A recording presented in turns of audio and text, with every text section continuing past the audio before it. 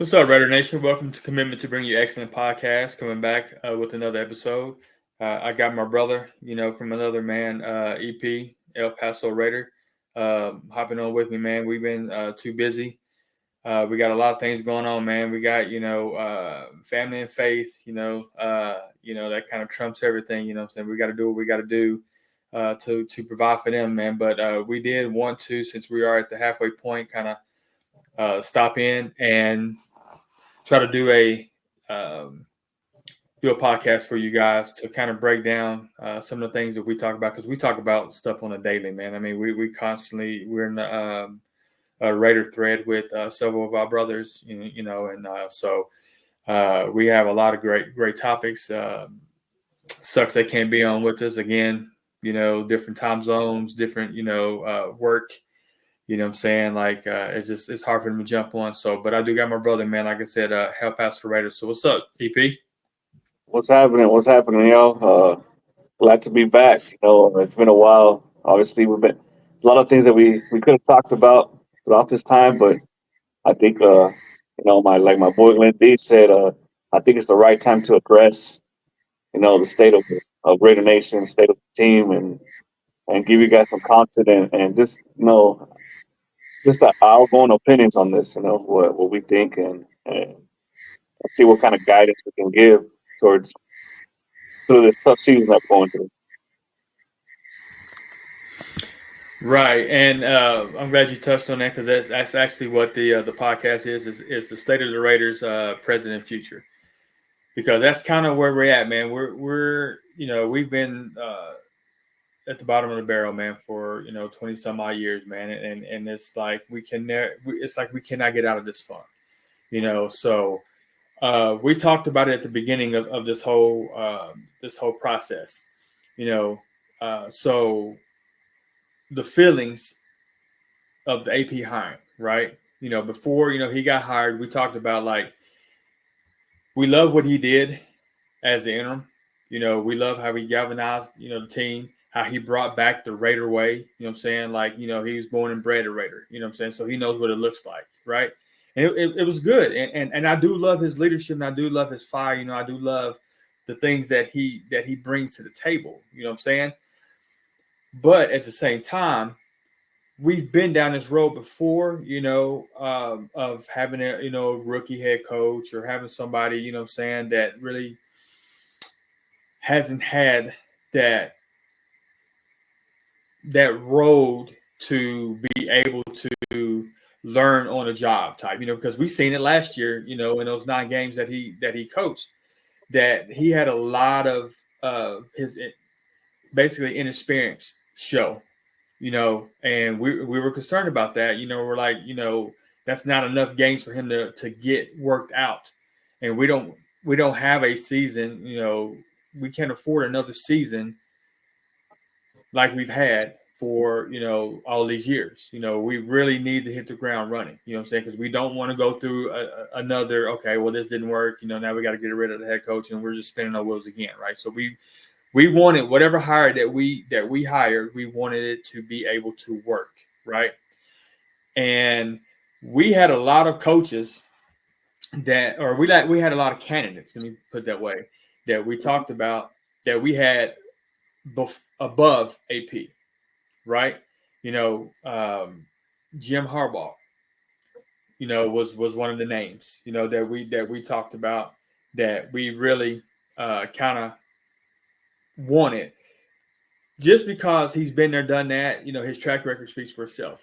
You know what I'm saying? Like, we really, again, we don't have the luxury of these other teams to be able to do, get these, coaches, whatever, and have them learn or whatnot. We really needed somebody that knew what they was doing to get the thing, turned around. Now look at the Chargers. Look where Harbaugh has got the Chargers now. You know what I'm saying? He's hit the ground running with them. And that's what we wanted.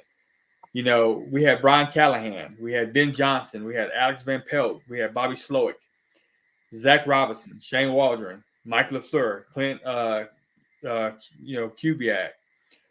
Some of those names, just because of their innovative, offensive-minded type thinking. We wanted that. And again, AP was on there, and if we hired AP, we were like, okay, that's great. We got AP. Let's see what he can do. But I was like, I don't really like defensive minded coaches. Yep. That's me. I don't like defensive minded head coaches. And I get into the reason why later on in this episode. But again, I had other candidates higher than AP for me. Now, as for you, what were your feelings about AP, or him getting the job, or before he got the job of head coach? Yeah. First and foremost, Raider Nation, I would like to apologize. I'm not at home. I'm in work duty right now. So in the background you can see I'm in a hotel. Away from home, away from my wife, my babies. But gotta do what we gotta do, right? But no, Yeah, we got to look, grind. yes, sir, we gotta keep grinding. But check this out. So you know my stance for AP from the beginning, from the get go, right? So Mm-hmm. and obviously Red Nation don't know, but I was behind them, 100%.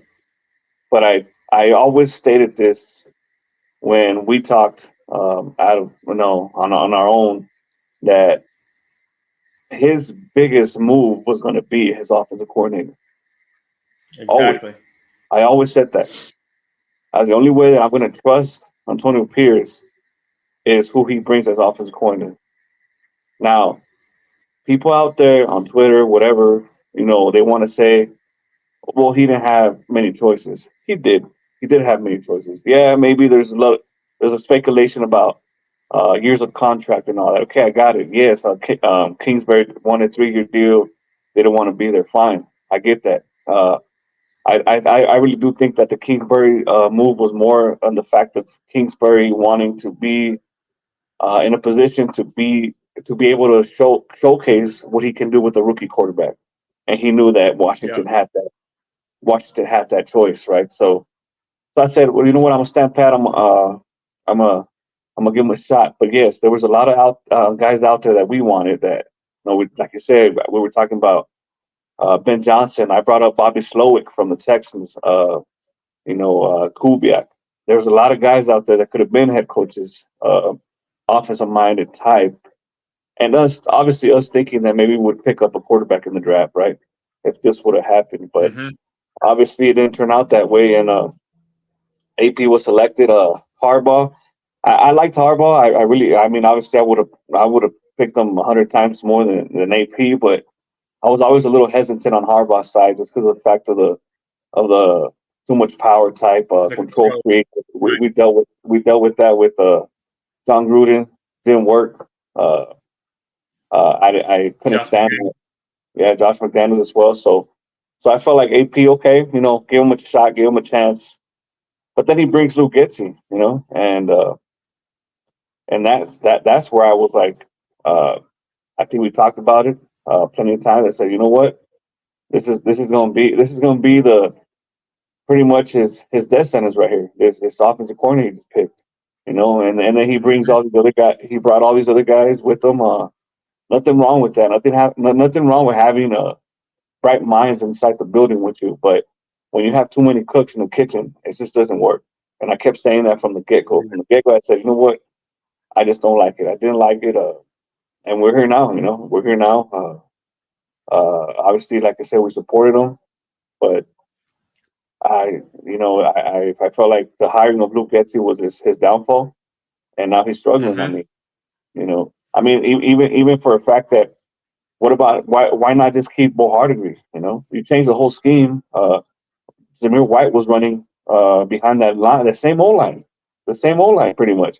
We only changed one guy, Pretty and much. actually, pretty much we brought an improvement in DJ Glaze, and Zamir White was running great under Yep. under under Bo Hardigree. So uh, I know we're going to get into the thoughts of what we think about him later or what's going to happen, but um, kind of just going back to what we thought when he was coming in, I really thought he was going to change the culture because of what we saw last year. The defense was going to be stout. I thought defense was going to be top 5, top 10, maybe. and we were going to see this different team. This hard nosed, hard fighting team, and you don't see that. The defense took a step back. Yeah. So yeah, those are my things. Like I said, Antonio Pierce was in our list, but and I'm not saying he wasn't high on our list. I think I had him as my number one just because of the fact of what he did and giving him a chance and all that. Right. But we did have other guys on the list that I wouldn't have cried about if we would have gotten rid of AP. It wouldn't have been a difference. Right. Exactly. And that's kind of what you talked about was the hiring of the OC. And like I said, I don't like defensive minded coaches for the simple fact of how they think. What I'm saying? That they think, okay, we're gonna run the ball, we're gonna play hard nose, we're gonna be basically, a team that is going to be physical, run the ball, play stout defense. Have a defense that turns the ball over. Give opportunities for back to our offense, because they don't look at quarterbacks the way an offensive minded coach would look at quarterbacks. Their decisions that they make is not of an offensive mind coach. It's a defensive mind coach. So they think they can have a mid-level quarterback, mid-tier, quarterback that's, slightly above or above average, or average or slightly above average, because we're going to run the ball. We're going to play hard-nosed defense. We're going to have a defense that's going to create opportunities for, the offense to get the offense, back the ball. That's how we're going to score our points on offense, right? And it's okay, and I do like that. But at some point, you got to have a quarterback. You got to be able to think, like, how are we going to be able to score points?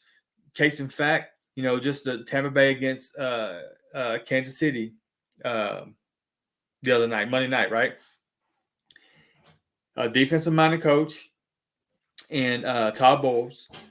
You got that monster on the other side, and Patrick Mahomes and Andy Reid, right?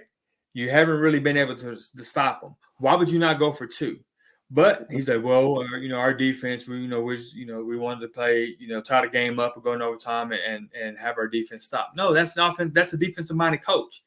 You know what I'm saying? Like, if you see Baker Mayfield's reaction whenever they lost the coin toss, he was like, he knew it was over because we're giving it back to that man.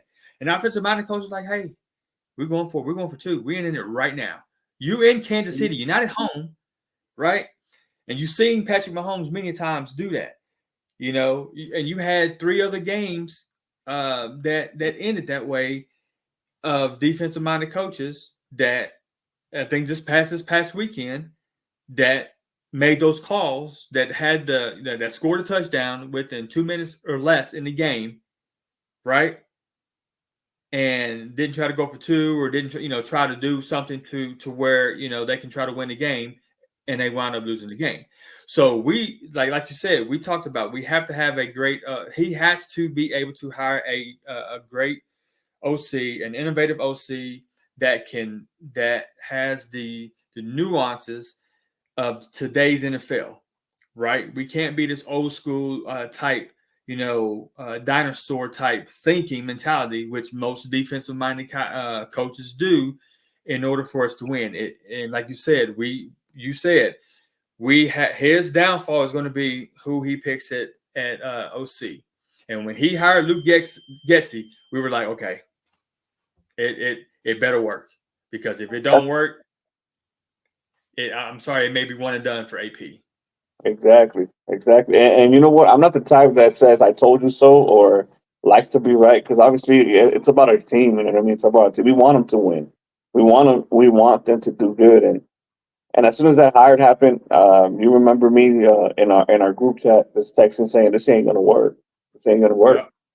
Yeah. And I try to give it a chance, but I kind of had a feeling already, just because of the fact of the things that were just the first game. I'm very unique when I come to and you know how I am with my evaluations. I'm very unique in certain things. I look for certain stuff, right? I pay attention to certain things. kind of how I live my life. You know, at work, pay attention to details all the time. And very first game, I noticed something huge was how many coaches had a headset on. Yep. How many coaches were giving out orders out there? Yep. Marvin Lewis, Philbin, and I'm like, and I pointed it out and I said, look, man, these guys have headsets. Everybody has a headset. Yep. Like, what's going on here? Like, this is not right. You know what I mean? And I'm not saying I don't know. Maybe other teams do it. I don't pay attention to other teams like I do mine. You know what I mean? So I don't know exactly if that's ever been the case, but I never seen in our team with our past coaches do that. You know what I Right. mean? So now I do understand the fact that AP is a rookie as a coach, pretty much. You know, he's learning, and that's cool. So I said, it's just the first game. You know, let it happen. I mean, he's trying to get to it. Then I saw the defense kind of collapsing. You know, towards the end, I saw a lot of different. I saw the defense play a little. I started seeing the defense play different than how they were playing last year. They were playing more loose last year. They were doing different things. I Mm-hmm. saw the offense change completely. The offense just went from a freaking power blocking scheme to a zone scheme, I'm kind of against the zone schemes. I've never been a fan of the zone schemes, even though everybody runs them. The reason why I'm Right. not a fan of the reason why I'm not a fan of it is because you got to have the right personnel to run that, and it's Mm-hmm. tough, and it takes years. It actually takes a couple of years to have your linemen be able to shift and do that movement up the line, go uphill. It's more work on alignment, especially the big guys that we have. It's Mm-hmm. wear and tear on their feet than actually just going up front and punching the other dude in the mouth. You know what I mean? Just power block, boom, go in front, make a shift here, shift there, but let the running back go behind you and just power block, go forward, move forward, and they changed that. And Zamir White was running perfectly fine in the power blocking scheme, but they changed it Mm-hmm. back to zone. And I said, okay, that's the reason why Zamir couldn't get nothing going. I said, okay, I pointed that out too in our text message. Hey, we're running a lot of these zone shifts. You know what I mean? And I'm not liking it. So like I said, I let it go. First game, fine, we lost. We lost against the Chargers. Uh, the defense got gashed with just two big plays that actually kind of were kind of like flukish plays, you know, towards the end, and it happened. But the defense was playing tough throughout the game, and then you got the turnovers by Minshew. You know what I mean? So that helped that, and then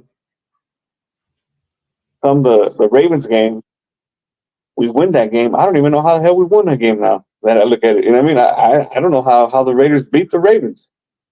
Simple as Right. that. But the way we look now is, and I think that's me and you talked about this. They went into Carolina. They went into Vegas for their home opener versus Carolina, thinking they had this on lock.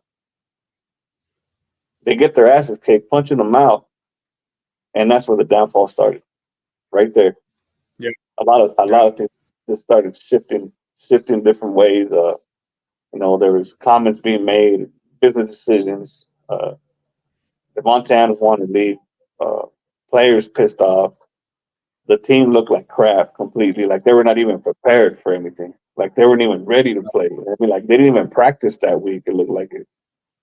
I Right. had no answer. They had no answer for the Panthers. And then add salt to the wound. We had like three players go out for the season. Mm-hmm. I mean, it's just or I know we lost Des for the season, and then we lost a couple of the players for a couple of weeks. You know what I mean? So it's Right. just I don't know, man. I think that's where the downfall started. Like I said, too many cooks in the kitchen, and I think that's what's happening. I think that's even happening with the defense. You got Marvin Lewis who's a defensive mind. You got AP who's a defensive mind. You got Patrick Graham trying to run his system, which I think that man has a bright future. But I believe again we go back to this. I believe he's being hand strapped again. He doesn't know what to do because there's people putting too much input in it. Right.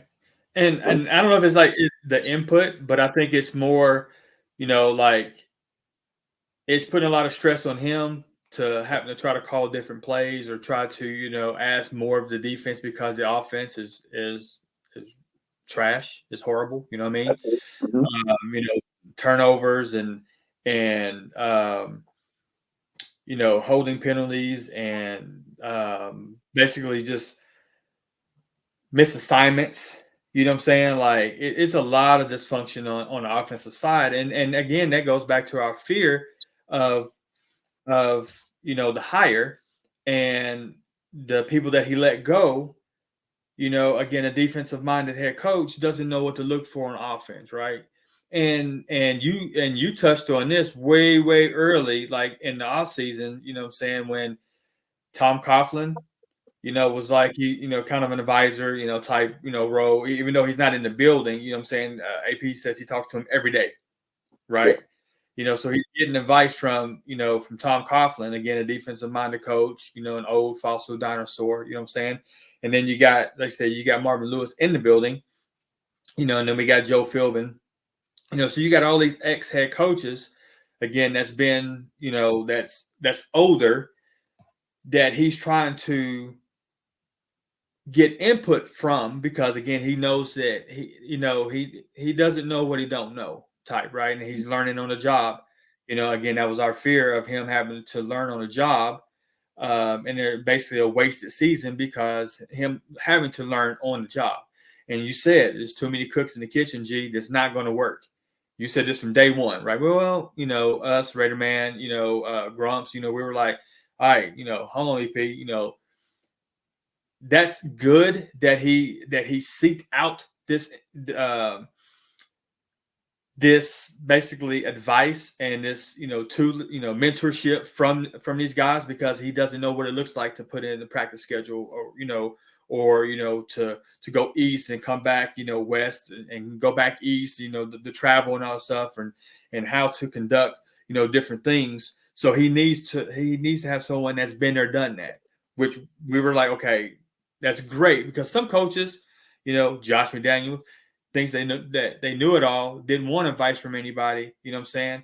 And that was their downfall. So we gave him a little kudos on that, but it reared its ugly head when you said, okay, hey, I know you guys told me to slow my roll and give, whatever, but why has this person got a headset? Why has that person got a headset? Why has that person got a headset? Why we got like 40 coaches in the building? And, it's like, it's too many. I'm telling you, it's not going to work. And you were right, and I look at it as again, defensive minded head coach, and why our offense looks the way it looks. You got a Luke Getsy that wasn't shit in, Chicago. Like I said, I'm from Chicago, and all my family is Bear fans, so they was like, hey, I don't know what the Raiders are thinking about, but that was dumb. I don't know why they hired him as a offensive coordinator. And then he puts in a first-time offensive line coach in James Gregg. He's never been an offensive line coach, ever. Okay, so you're going to give him this inexperienced offensive line, with all these movable pieces, and they're having to try to learn a zone scheme, which is difficult, right? And how's he gonna be able to teach it if he's never coached it? You know what I'm saying? He's an assistant, but he's never coached it. He's never been the voice of their room. And then you had another first time, or it wasn't the first time, but he was really inexperienced quarterbacks coach. So no wonder that side of the ball looks like trash. You know what I'm saying? Yeah. But again, okay, we're going to run the ball. We're going to play, snout-nosed defense. We had a top 12 defense last year. We can only improve on that because we're adding pieces and we're bringing everybody back and blah, blah, blah. Inexperience. And that was our fear with Antonio Pierce from the get-go, was the inexperience. We loved, and I love, again, his demeanor, how he galvanizes the team, how the team runs through the wall for him. You know what I'm saying? Like, he gets the team hasn't quit. You know what I'm saying? He still has the team bought in, but that can only take you so far. You know what I mean? Until it wears off. You know, and the defense, the last 3-4 games, they're giving up 30-something points a game. You know what I'm saying? Like you can tell, like they're not really buttoned up or completely dialed in like they were early in the season. You know what I'm saying? When they were actually playing. You know, now you can just tell that they're just kind of not 100%. But playing like 100%. You know what I'm saying? It's just kind of like we just kind of do what do enough to get by. You know what I mean? And that's sad because this all could have been avoided if we would have got the right OC. So that's on him, man. That's on him. He's gonna have to live with that decision. He's gonna have to land the bid that he made, and he better hope that he can pull this out the last 8 games. You know what I'm saying? Because if not, it may be one and done. So yeah. I totally transition into what are they now? Like what are your thoughts now? Now we're on the bye week. We're halfway through the season. We got 8 games left. What are your thoughts on AP now? you know what?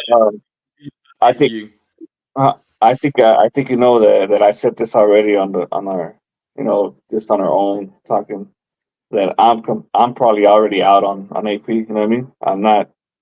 No, I'm not gonna root against him. I want him to win. You know what I mean? I want him to win, but I just don't see it happening. I just don't see it. There's a lot of things that we don't know what's going on in there. You know what I mean?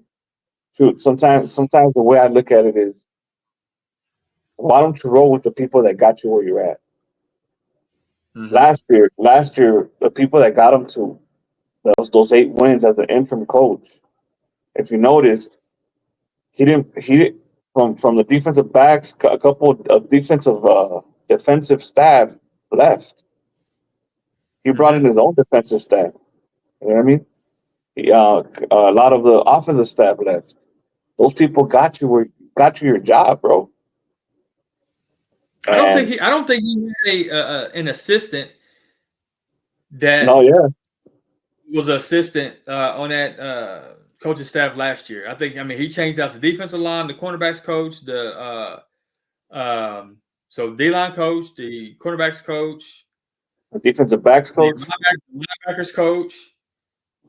And then like I said, all the offense. He changed out all the offense. So I really don't think that he brought back anybody off that off. And who knows? He probably said, "Look, we want all this Patriot way stuff. Get all these coaches out of here. I want them gone, and I want a whole new fresh." So, and that's where he messed up. I mean, should have kept the continuity, but we're here now, and so let's move forward and say, where am I at now? I think if the issue that I have moving forward is, I'm in a position as a Raider fan that I keep saying this, that as Raider fans we're doing that rule of insanity. You know what I mean? By wanting to win, meaning this games just because of pride. Oh no, we don't want to have the first pick because that means we sucked. Well, we're sucking anyway. We won 2 games so far. To me, is do you have a plan? I just want to see a competitive team moving forward, but I don't want to win meaningless games. I don't. There's no point to a fact where we're almost pretty much eliminated from this thing. I mean, the team has gone off the rails already. I mean, we're bringing in Nerf Turner to the staff as an advisor. To his son, for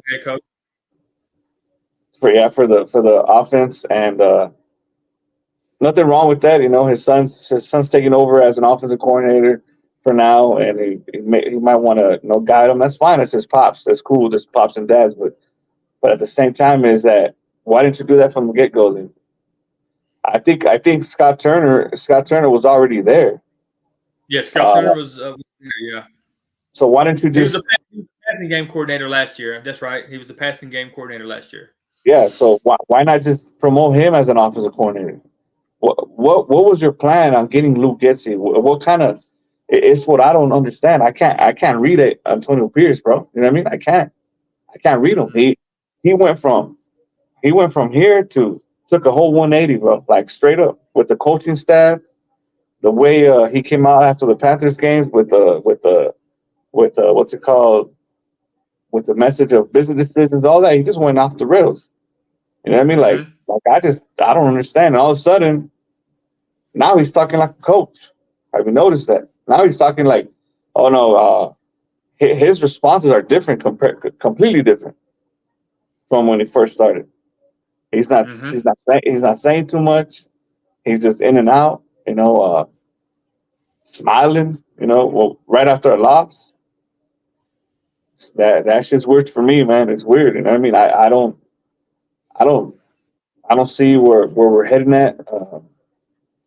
I think it was a lot of too much bark, no bite type thing. You know what I mean? I think there was a lot of things also in the offseason that he was doing, making videos. I don't know if you saw that.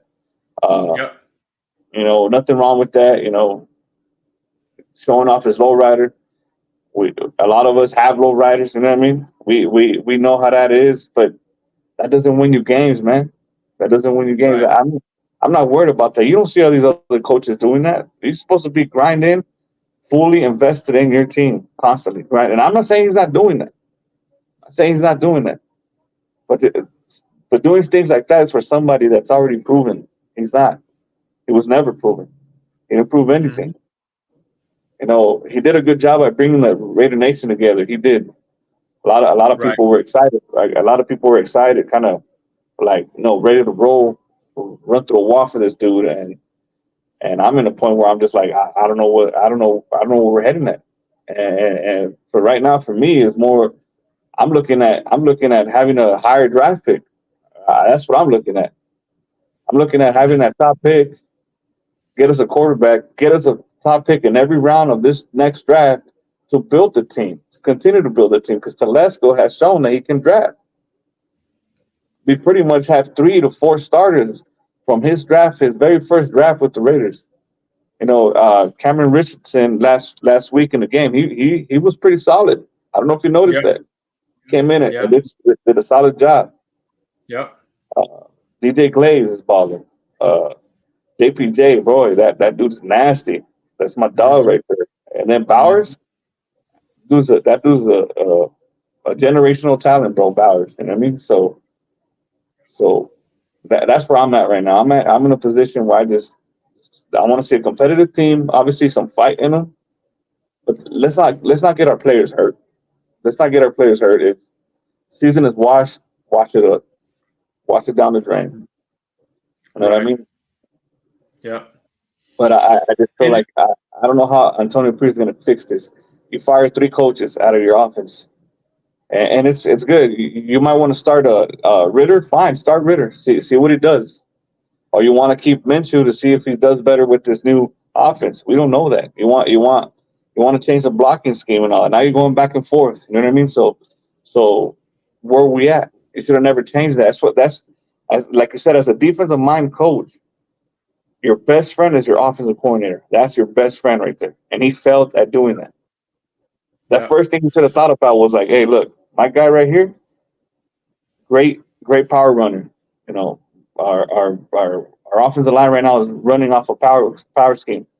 I need to find a guy that can run that. No, he finds a dude that wants to come in and change it. Just like every coach that we had, they want to go from power to zone, power. Like, come on, bro. Like when Jack Del Rio was here, as soon as he gets fired, John Gruden comes in, changes it to zone. What happens to our O-line? They start struggling. They start struggling, and he got one of the best offensive lines when Gruden took over. Yep. And they called themselves the car insurance. Remember that? Exactly. Donald Penn, Kelechi Assembly, KO. We had Rodney Hudson. We had Gabe Jackson. We had Austin Howard. That was a hell of a line, bro. Hell of a line. And he comes in and just rips it away.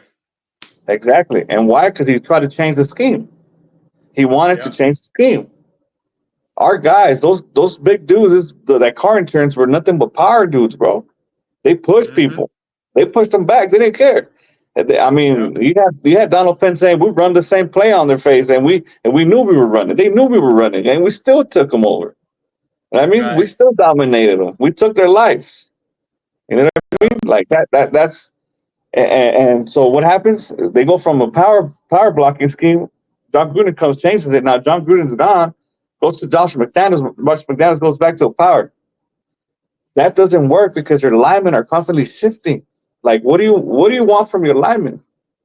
What do you want from your linemen? And that's where I noticed that Antonio Pierce was not ready to take that step forward. That should have been one of his main things. Is okay. I don't want to change much because we're having success here. So even if I'm gonna find a guy that can run the same system, even if it's not Bull Hardery, let me find a guy that runs a similar system that we have already. And he failed. He failed to do that. Kubiak was one of them. You know, I mean, Kubiak can run that system. You know what I mean, they're a little bit more zone as well because I know what Shanahan likes to run the zone as well, but they have the dogs to do it. They have the horses to do that. But look how long it took. Look how long it took the 49ers to build that offense. You know what I mean? When he first started. But now they have the dogs. We don't. We constantly change. We constantly change offensive alignment. Right, and that happens when you get rid of head coaches and you bring in new voices, new GMs and stuff like that. You just constantly have that change. We have no continuity. Offensive line needs continuity. They need to have be working in as one.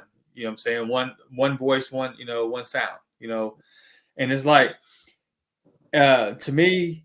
Yeah, okay. You can bring in if you got this is the offensive guy that you hired on or whatever, and this is what he runs. Great, okay, that's fine. Most players should be able to transition into different schemes, or be able to run different schemes, or be able to pick up different schemes.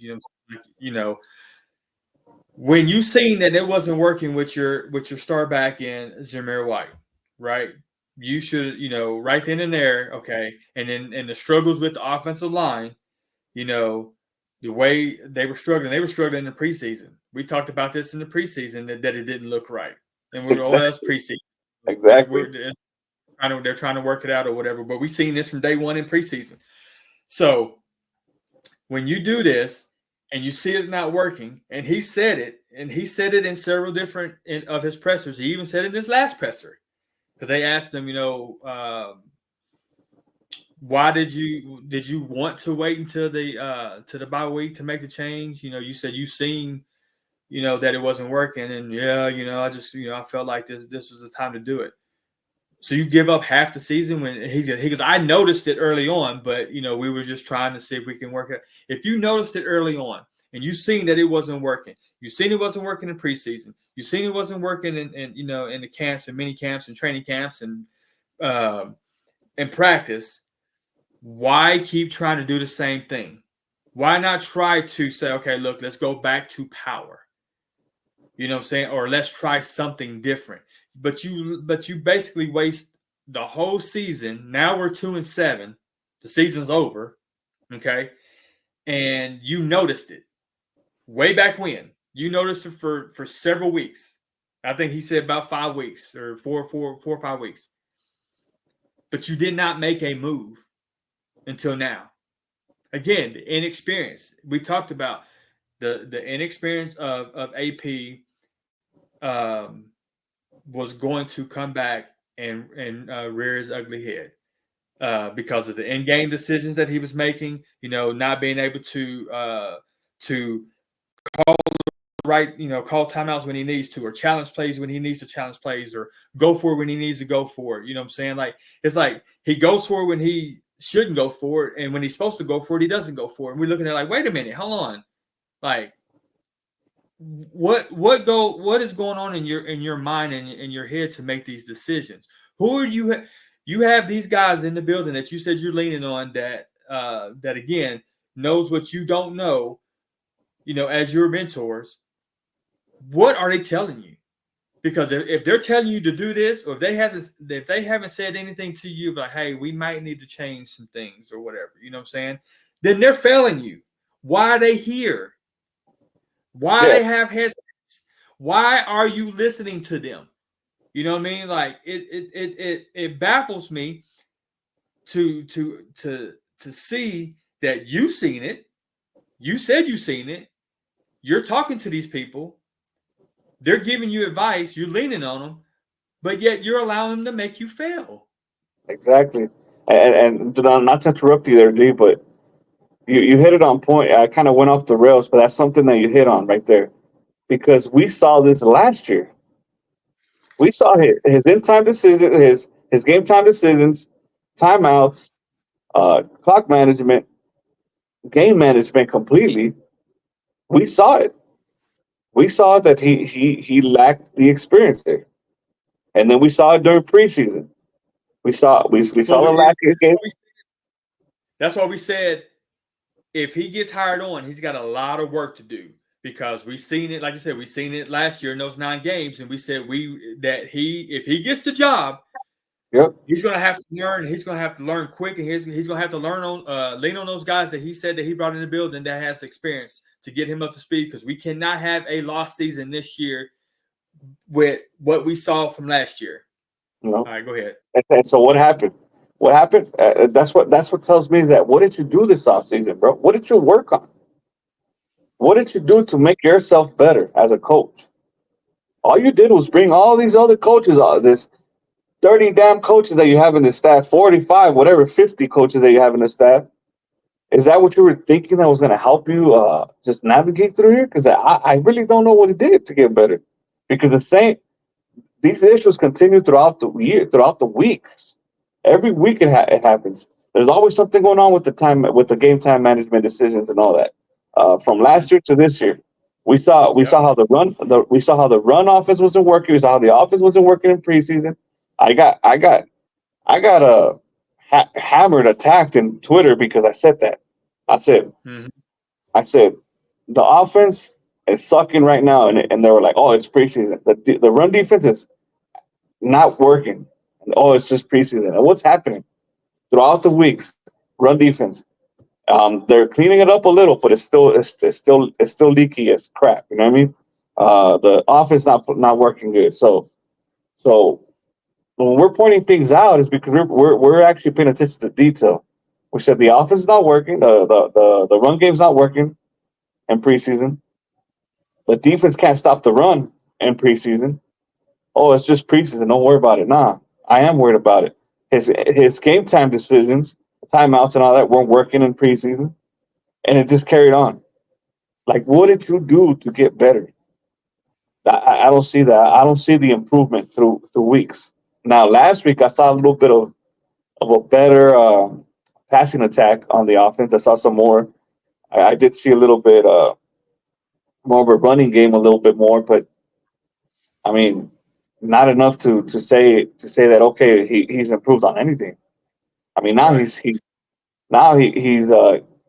he brought all these coaches. He fired 3. What does he want to do? Just have coaches just to be scapegoats now? You know what I mean? Like, you got to look Right. yourself in the mirror. You got to look yourself in the mirror. So, I mean, I know I interrupted you on that. I know you were going to get to what do you think about him. So, But you talked about the run game looked a little bit better this past year, this past game, but it's not our star running back. It's not a guy that we drafted that we drafted to be our future running back. Not that the guy that we got rid of Josh Jacobs for. You know what I mean? Like we said, okay, we got a guy in the building. You know what I'm saying that we can lean on. He showed us okay. He can be that guy. So Josh Jacobs is expendable. Basically, it's kind of what they were telling us, right? yeah. And he's non-existent. So yeah, it got a little bit better this past game, but it's Alexander Madison. It's Amir Abdullah. It's not Zamir White. So again, AP, like you said, what are we gonna do? Like to me, I'm like I'm lost because we seen it, and I said that he had a lot of question marks for me. One being a defensive minded coach, 2 being inexperienced, and 3 he needed to hire an OC to be his right-hand man to basically say, look, that's you, that's your baby. I don't know offense. I'm a defensive guy. I'm going to let you just do your thing, and I'm just going to be the overseer of everything, be the CEO of this, this operation here. You know what I'm saying? He failed on all three, right? And now it's like, his in-game, management, decision-making and stuff like that. So in all of the different areas that we had concerns with, he's failed. He's failed on, right? And it's gotten worse. So I would like to say that I want to bring him back, just for the simple fact that, again, his inexperienced. So let me look at it. So let me say it this way. If we can get a hell of an OC, right, and get an OC in the building and say, look, leave him alone, let him do his thing. He runs the total control of offense. You have no say so, right? You just do what you do. You take care of the things that you can control, the things that you need to work on. Your in-game management situations, being able to, go forward on, when you need to go forward, not go forward when you need to, not go forward. The 2-point conversions and, just whatever you need to do to be able to help do your part as a head coach. You do that, work on those things, right? Get a quarterback. I don't know. Again, defensive-minded head coaches think that they can just win with just these mid, level quarterbacks. You know what I'm saying? When you had, Justin Fields out there, you had, some quarterbacks out there that you could have went and got. Kirk Cousins, you know what I mean? Like, but yet you settle on, Russell Wilson, but you settle on Gardner Minshew. You know what I'm saying?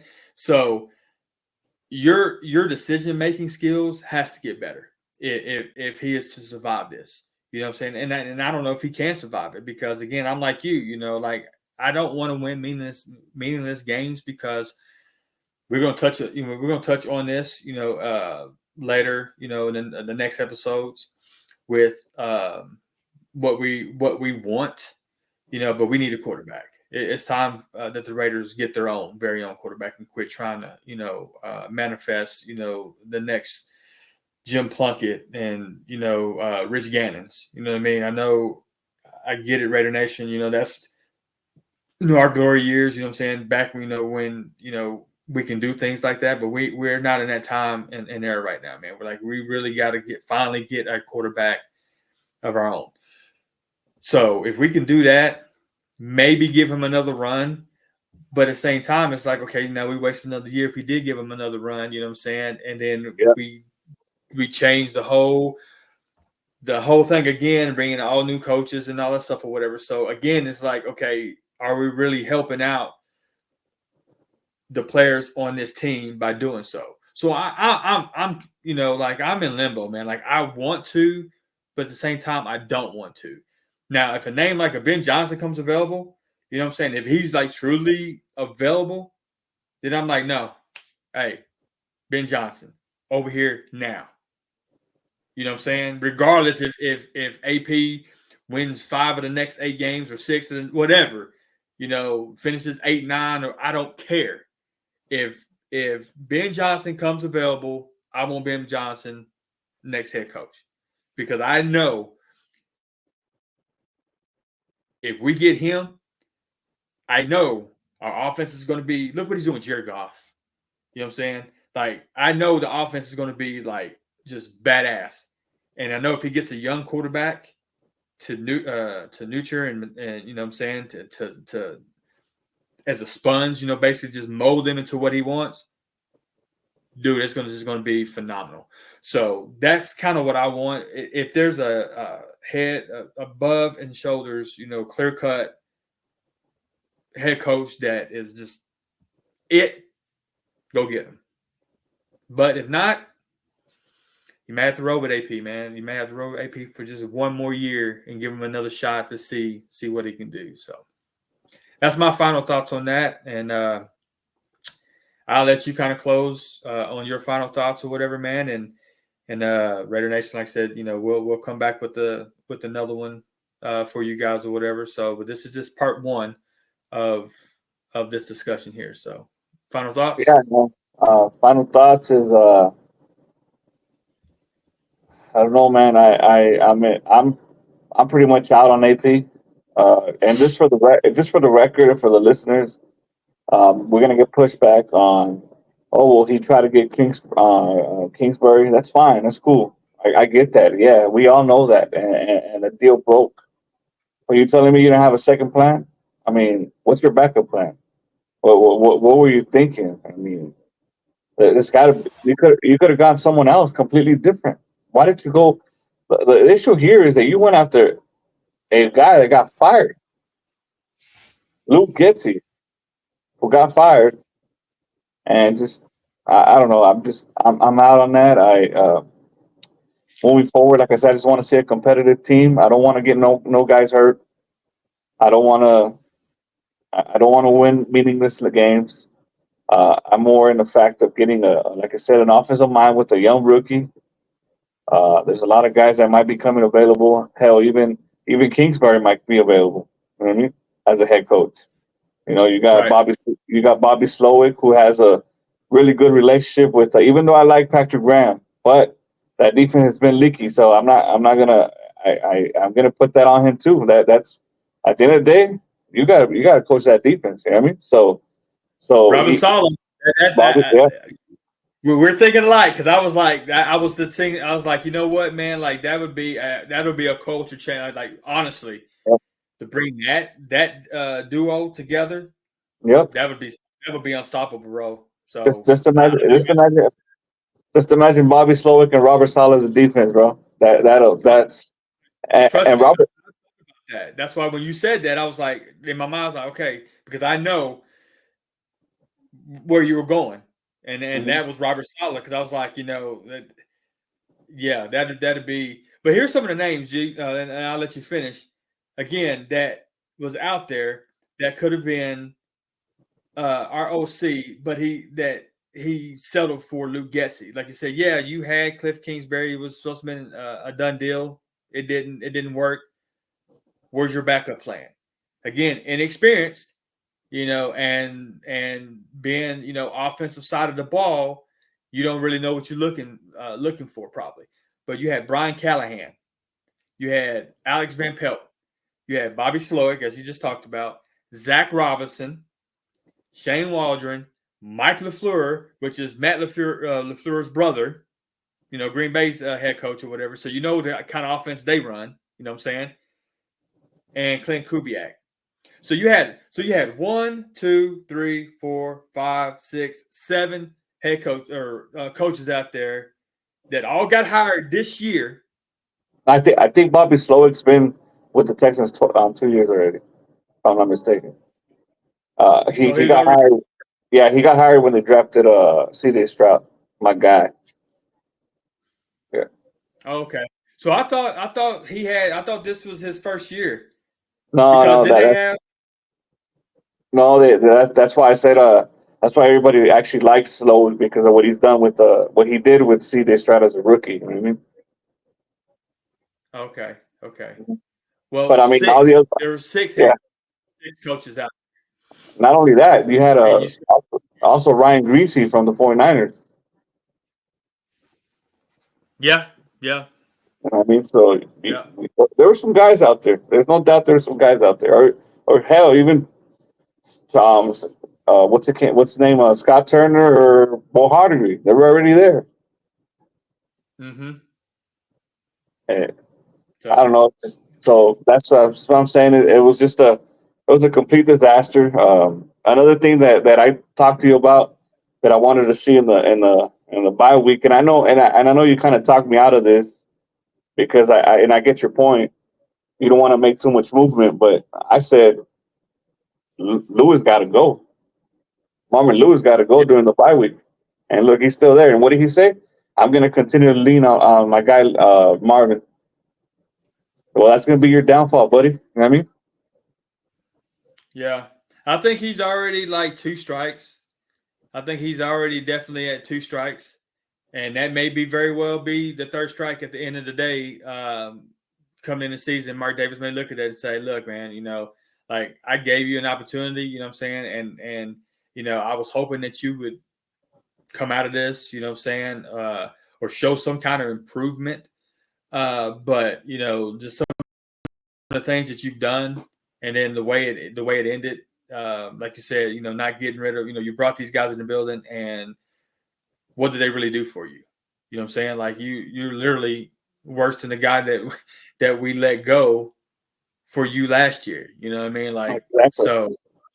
So like what did you accomplish? So this may be strike 3 on him, man. And we'll see. So I don't know. I just hope that we can, like I said, put a good product on the field as far as, even though if we do win, be competitive. Continue, because they're still competitive. I mean, you can still see, Jack Jones still taking it to the house, pick sixes and whatever, I'm saying. Max Crosby still doing Max Crosby things, and Robert Spillane still doing his thing, I'm saying. So Trayvon Morrig is, so they're still playing. But like I said, I don't want injuries, I'm saying, for what, I'm saying. So make sure that, everybody stays healthy. You know what I'm saying, and not have any, catastrophic injuries or whatever. Play hard, play meaningful games, but at the end of the day, let's not win these meaningless games and take us out of our, chances of getting a true QB1. So, or a little curveball, It could just be a conspiracy. Maybe it's on purpose. We don't know. That's for the next episode, Raider Nation. EP kind of teased. We were kind of going around about. We wanted to talk about it. Like once we get together, man, we start talking. It just flows. You know what I'm saying? And I know we got to kind of cut it. In this different time frames or whatever, so that way we can kind of get it out there for you guys to view on YouTube and like and subscribe or whatever. But yeah, EP just kind of teased it. So is it really, on purpose, or are we really that bad? So, all right, Raider Nation, I'm going to sign off. Raider Nation, stay up. This is a commitment to bring you excellence. Again, like and subscribe to the page. EP, send us home. Raider Nation, much love to y'all, man, and stay strong. We got this, man. 2025, Sanders Award, we're coming. We got this. Yes, sir. All right.